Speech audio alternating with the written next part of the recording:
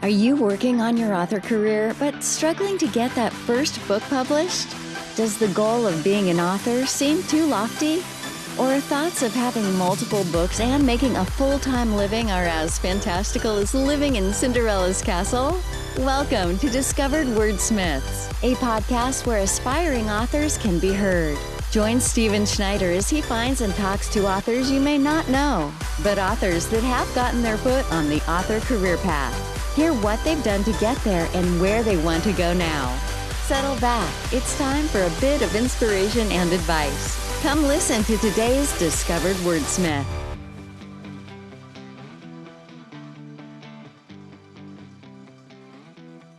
Welcome to another episode of Discovered Wordsmiths. I'm going close to 3 years here now, so that's doing pretty darn good.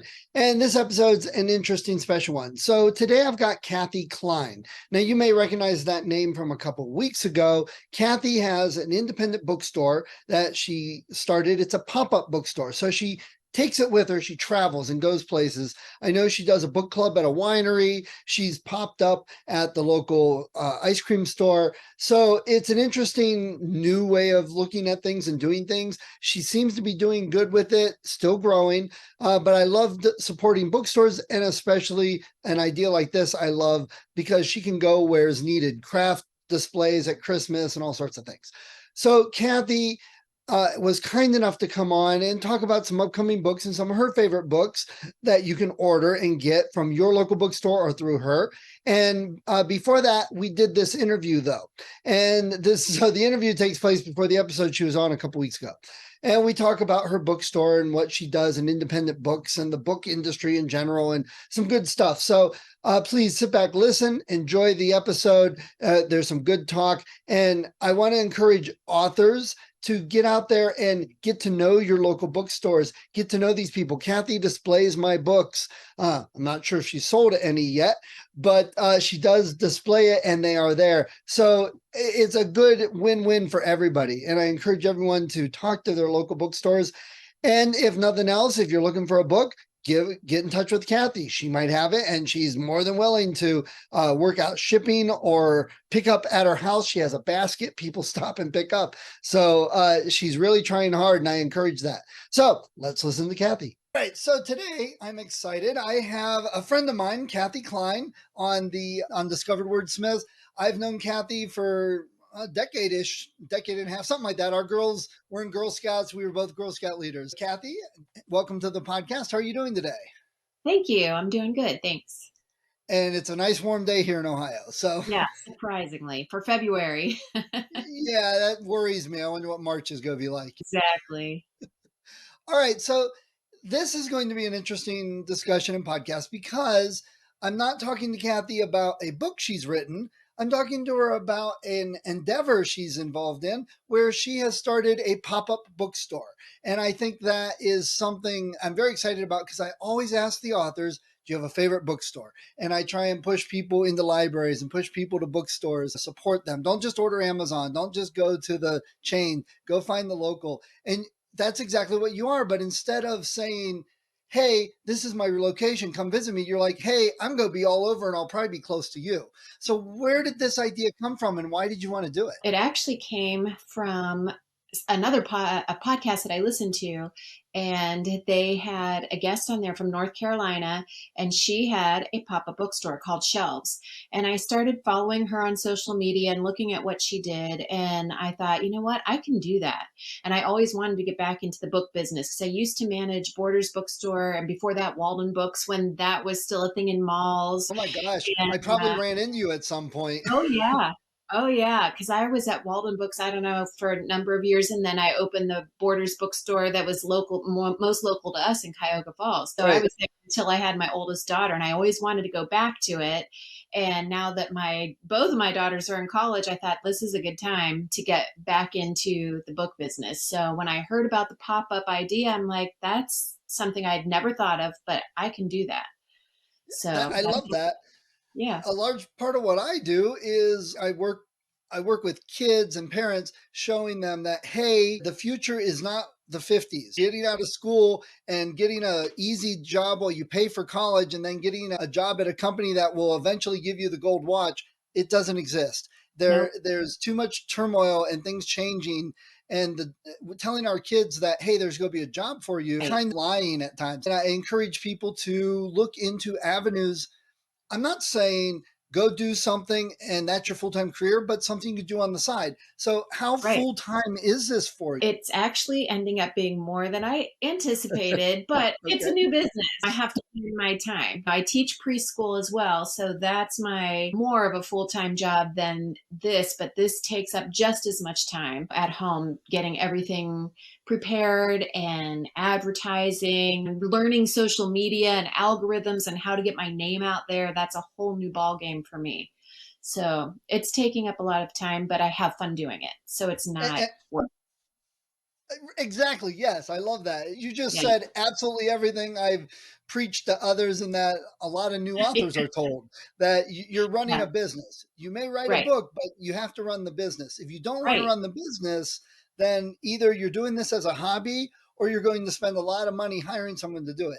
So when Right. you say get prepared and that, give us an idea of some of the things you're doing. I know some of the things you're doing, but the listeners, what they want to hear from you. So when I started, I just started contacting local businesses and asking if I could come to their business and set up to sell books. And most everybody was very welcoming and were like, yes, you can. You let us know when you want to come.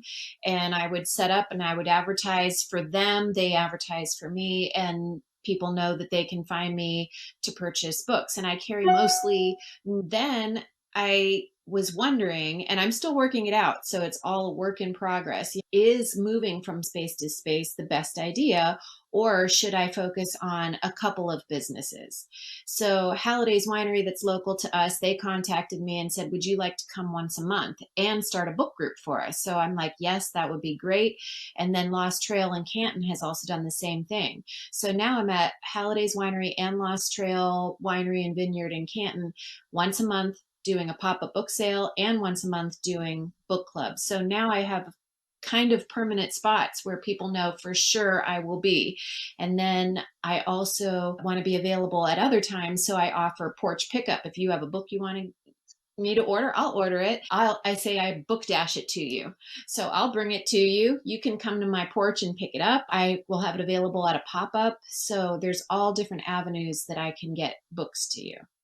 And we don't have And anything locally to sell books right here. so let me set that picture for people that don't know where we live, because we live in the same small town. Yeah. We used to only have one traffic light. We do not Yes. have a post office. And I No, think there are still more cows in the town than there definitely. are people. Yes, So definitely. that's the mood. Uh, Yeah. I lived in California and they said, oh, there's a discount grocery store, but it's way out of the way. And I'm like, okay, I don't have the money. Tell me where it's at. I'll go to it. It was literally 1.2 miles away and Oh nobody my went to it. goodness. It was too far. Our Right. closest is 8 miles away. Exactly. And for us, the closest bookstore, if you want to go to an indie bookstore, you have to go more into Cleveland for new. There is a great used bookstore in Kent, Last Yep. Exit, and I love them. But to have an indie bookstore, you have to go more Akron or Cleveland, which is a Yep. pretty good drive for us. Yeah. So there's just so many parts of this that I love. And I love the things you're doing in the market and thinking about that, trying to think outside the box and pushing it. And you realize that it's a new business and all of that. Right. So what's your success been like? You don't have to give us numbers, but have people been receptive? Are they coming back? Are you like knowing you can set up and sell books? Yes. Yeah. So it's been very successful so far in my eyes. Have I made a profit yet? No. But you have to put in to Right. get out. Other than that, I'm happy with how things are going. People have come back. I've had return customers. I offer a loyalty card. So I've seen those coming back to get punches. So I know even if I'm not remembering you exactly, I know you've been here because you're bringing your loyalty card back, which is great. And people have been very receptive. Business, for the most part, business owners have been extremely receptive. I've been invited back everywhere that I've been so far, and I'm actually starting to think about that. The last couple months I've tried just staying at the two wineries that I mentioned, and it's been great. However, what if people don't want to go to a winery? Maybe I should think about going to some of these other small businesses again. There was an ice cream shop in town that was great for me, and different places like that. Yeah. you not only are running the business, but you're a reader. So I know you make a lot of comments on Goodreads, and you've mentioned a Oh, lot of yeah. books that you have read. Oh, yes. So what how do you choose the books? I assume it's not just what you enjoy. Unfortunately, probably more of that than not, but I do have other people that I go to and say, what do you suggest for the horror genre? Because it's just not my thing. I have a ton of Stephen King behind me because when I was a kid, I started on Stephen King and I loved it. Awesome. As we grow and our tastes change, my tastes have also changed, and I've not focused on the horror genre as much as I used to. So I have people that I know that do read it. And so I'll ask for their suggestions. Or if they have children that are in middle grade or young adult age range, I'm not reading those. So what's the most popular thing right now? And I'll get other people's advice on what to get for those things. Plus, I am a big listener of podcasts. So I'm always listening for new authors, local authors, thing that podcasters are talking about that are more maybe not necessarily New York Times bestseller list titles, but things that they know that everybody enjoys reading just because they have read it, their followers have read it and recommended. As a matter of fact, Brendan Slocum wrote The Violin Conspiracy, and I heard about that book on a podcast. I read it and I loved it. And so I had chosen that for our first book club title in February at Halliday's Winery. And so many people had told me I would have never picked that book up if you didn't tell me about it. And they ended up loving it almost as much as I did. For the most part, I think they all really enjoyed it.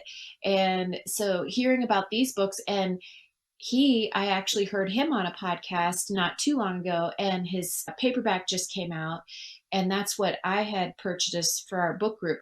But as far as his hardcover, he did not have terrific sales. He wasn't that New York Times bestselling author, I don't believe, for the hardcover.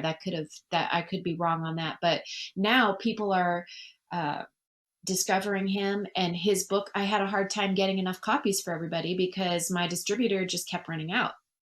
So Nice. I like to get different ideas from all different places. And you do have a big variety. I know you set up like at Christmas time at the school. They always have a craft fair, which a lot of places do and schools do. And you also coordinated with the library for an author event, which I went to and several others. And a teacher that I had in high school was there, and she's was on my podcast. I interviewed her last week. Oh, She'll good. be on soon. So the attitude I see is it's not just me and everybody else is stay away. You're really embracing the whole environment and culture and everything around books, but also reaching out to, hey, the schools and hey, other authors and the library and so many things. What are some things that haven't worked for you? Have you tried anything that was like, okay, that's just not working? Not really. I've had good reception at most places, and I think it's just a matter of people discovering me and the things that I'm trying to do in the community. Because I had that idea for the author event because I love going to author events, but I go to Cleveland, which, I'm fine with doing because I want to meet these people. I want to get their autograph and Right. hear them talk about their writing process and their books. And so I love doing that, but not everybody can do that. And I thought, wouldn't it be great if we can start doing that in our community and having authors? And my family was like, Mom, you're just getting started. Why don't you just wait instead of you just started having these pop-up book sales and you're going to plan an author event? And I'm like, you know what? I've got the idea now, so I'm going to run with it. And if it works out, I can do more of them. And I think that it went fairly well. We didn't have a turnout like they do in Cleveland, but we're a very small area. So I think that once in my presence is more well known and people know that these things are more available locally, that it could become something that people look forward to in our area. Absolutely. And they all got to grow. And I like that instead of, oh, we tried it once at the library, it didn't work, so forget it. You can't have that Right. attitude because not every author has a successful book till their fourth, their eighth, their 12th. Yeah, Sometimes, for sure. so the same thing with running other items for business. Now I forgot where I was going. What question? You say all this stuff, and I'm like, that's like the rule book of running a new small business. Everything you're saying is Yes. what you should be doing. I keep thinking of all these things, and then I think of something else, and my brain goes fritzled. So Do you have any upcoming events besides the winery and all that? Are you looking at now spring? Are you looking for beach reads? What changes Right. as you do these throughout the year? Yeah, so I get people that give me suggestions on different things, and then other ideas will pop into my head. So for Valentine's Day, a friend of mine had said, "Why don't you do blind date with the book?" So I had wrapped up books, and people that came to pop-ups, or if they saw it online, they could pick out a book that, and I just, if you're not familiar, you just give a short description, but they don't know the title, they don't know the author, they're just taking that chance on the blind date. And so that worked out well. And then in March, I thought March is St. Patrick's Day, so I'll have a lucky day sale. So if people visit me, they can pick a coin out of the bin and it'll say 30% off your entire order, or a tote bag for if you spend this much money, you get a free tote bag, things like that. So I'm trying to offer people different discounts because I know that books can be expensive. However, if you think about it too, when you're buying a book, even if you're paying full price, if it's a trade paperback, let's say those are around $17. It might take you 17 hours to read it. Maybe it'll only take you 8 hours to read it. Regardless, that's only $1 or $2 per hour for your entertainment, where you're Right. paying how much money to go see a movie these days? I have no idea even anymore. $12 or whatever it is locally, which is a lot to Yeah, me. But obviously, inflation is everywhere. So I think I get a lot more bang for my buck in the entertainment of reading a book, you know. absolutely. Yeah. But Absolutely. yeah, so well, and as far as beach reads, I think that's a great idea, and different thing promotions and things like that to get people interested in realizing what is out there too. Yeah. Absolutely. Do you have any particular books that you mentioned the one you found, but do you have any particular books coming up that you're looking forward to? Yeah, actually, The Girl in His Shadow by Audrey Blake, I have not read any of hers. It's actually two women that write together and they put the name Audrey Blake together. And we're doing this one for book club for March at both wineries. So I'm really looking forward to that. It is historical fiction, which I do read, but it's a little bit different. So I'm looking forward to getting into that. And it's an author I haven't read before. So I always love doing that, reading something by somebody that I hadn't read before. Nice. Okay, great. All right. Is there something else that I haven't asked about doing this? Oh, that's what I was going to ask you. You say you have a distributor. So you have somebody that, I mean, any other bookstore that they have a warehouse and you tell them what Right. you want and they deliver them to you. Okay. And that's how you get what you want. What do you do if you buy five of a book and only one of them sells and, it's a year and a half later? What do you do with that? Yeah, so I haven't, obviously, I've only been in business about 6 months. I can return them if I would like, but I have to pay them to send them back. I have to ship them on my cost and I have to Right. pay a 10% penalty for returning them. So to me, that's not worth it. I'm just going to keep the books and run my own sale. I would rather just recoup the money that I paid for it than paying them more money to take the book back. Just Right. sale items. And you never know. I was actually thinking about that just the other day. If I have titles maybe that I've had for a while that aren't selling, if I put them away and then bring them back out, say in the summertime, and people aren't used to seeing them, it could be something new to them. You never Right, know. exactly. Or hang on to it, and a year later you find out they're turning it into a movie. So Right. hey, get the cover before you get the movie cover. Exactly. And then I just went to Cleveland a couple weekends ago to see Marie Benedict. I like her a lot. She writes historical fiction about strong female characters that aren't as well known in history. And we're doing Lady Clementine this month for one of the book clubs, which she writes. And then I saw that she was coming. She has a new book out, The Mitford Affair. So I got in a few copies of that. I brought it with me. She signed them. She was more than happy to hear about the bookstore and to sign those, so that's a little bit something extra if I can give to customers that maybe they weren't able to see, her or go to visit, then they can still get an autographed copy Right, of a book. And same with Celeste Ng in the fall. I met her in Cleveland and she said, I will absolutely. And she signed every book I brought for her. And they all sold because people were like, I love this author. And they wanted to have an autographed book. that's awesome. I love that. When you texted me about the whole idea and what you were doing, I was like, that I love this. This is so perfect. I wish it's the answer to bookstores closing down. We can't Right. afford the rent on this whole big building, but Right. this, yes, it's a little smaller, but people can still order through you and Yeah, it, for it sure. could build and yeah.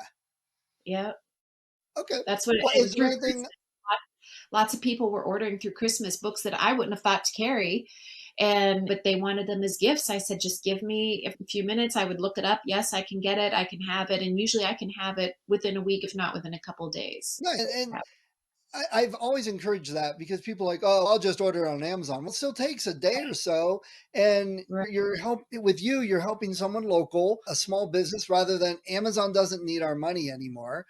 Always encouraging that. And I do love that you're working with the library and doing things with that. Yes. And by the way, the Writers Fest over the weekend went fairly Oh, well. yes. Uh, Oh, yeah. good. Good, good, Yeah, good. I'm hoping they do it again next year. And I told Yeah. them, here's my card. Give me a call when there's other events going Right. on. Because at Christmas, I know the Black Friday, the library, they were doing readings for kids and stuff. And I'm like, I'd love to do that. It doesn't have to be Yeah. my book, other kids' Christmas stuff. That's great. Right. So Right. hopefully Oh, we'll start bumping into each other all over the place. yes, I was supposed to be at the Writers Fest, but my youngest daughter had bowling tournament, so I was in Indianapolis over the weekend. So, Oh, but I said wow. I can definitely give you some information on local authors. So, yeah, Right. that was Yeah, that great. was I'm awesome. I out. appreciate it. Yeah, All right. Any last comments about running a bookstore?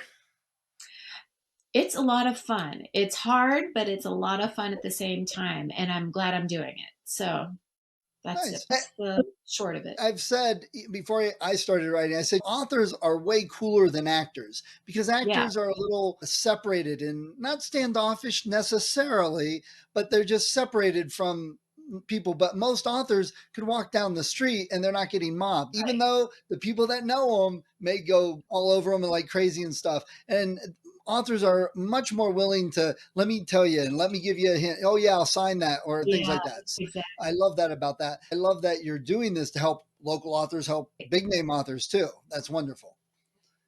Yeah. Thank you, Thank you. Cathy. I appreciate you being on. Thank you. Hi, if you enjoyed this episode of Discovered Wordsmiths, please support the author. Go to their website, go to Amazon, look them up, get the book. And if you click on the link that I have in the show notes, you'll also help support the podcast so I can keep the hosting and all the software I use and keep it running to help more authors. When I am recording this, we've got over 100 episodes, lots of authors. Go to the website, discoveredwordsmiths.com. Check it out. There's a lot of great authors, probably in some genre that you love.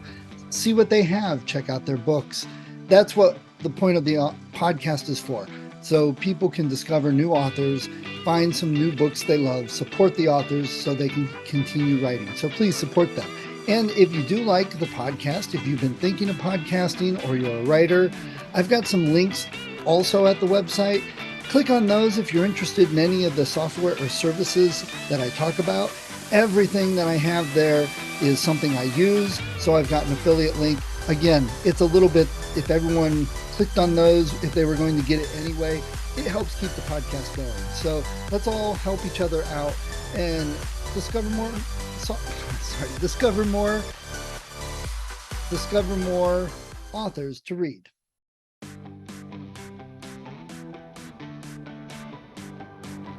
Thank you for listening to Discovered Wordsmiths. Come back next week and listen to another author discuss the road they've traveled, and maybe, sometime in the near future, it might be you.